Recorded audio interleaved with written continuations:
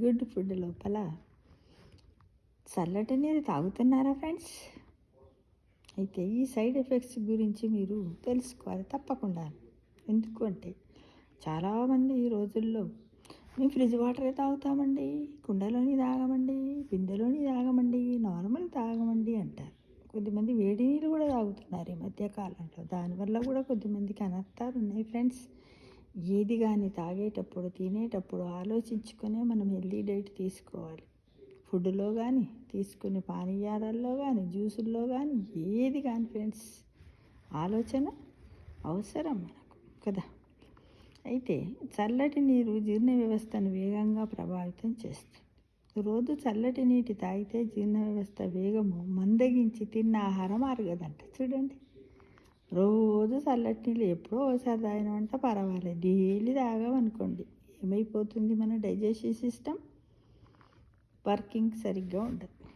చల్లని నీరు వల్ల శరీర ఉష్ణోగ్రతలో మార్పులు వచ్చి జీర్ణక్రియపై ప్రభావాన్ని చూపుతుంది. అంతేగా, అతిగా చల్లటి నీరు తాగడం వల్ల తలనొప్పి, బ్రెయిన్ ఫ్రిజ్ సమస్య వస్తుంది. బ్రెయిన్ ఫ్రిజ్ అంటే బ్రెయిన్ కూడా చల్లబడిపోతుంది, ఫ్రిజ్ లాగా. అలాంటి సమస్య వస్తుంది.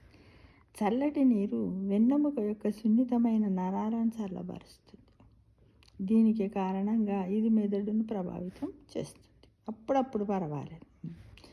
దీని ద్వారా తలనొప్పి, సైనస్ రావచ్చు. అందుకే మనం చూడండి, ఎక్కడికైనా ఫంక్షన్స్కి వెళ్ళిన తర్వాత అక్కడ చల్లటి నీళ్ళు కానీ ఎక్కువ మంది కూల్ వాటర్ పెడతారు.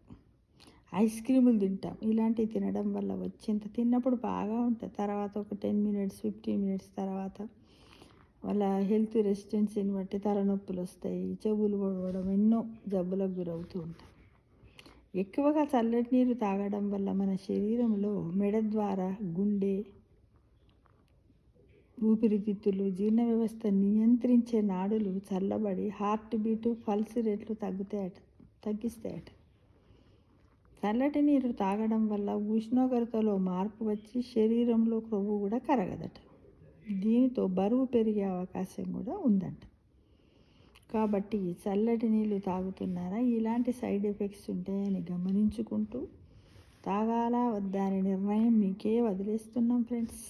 కాబట్టి ఏదైనా కూడా మనం ఏం చేయాలి, ఆలోచిస్తూనే తాగడానికి, హెల్దీ డైట్ తీసుకోవడానికి మనము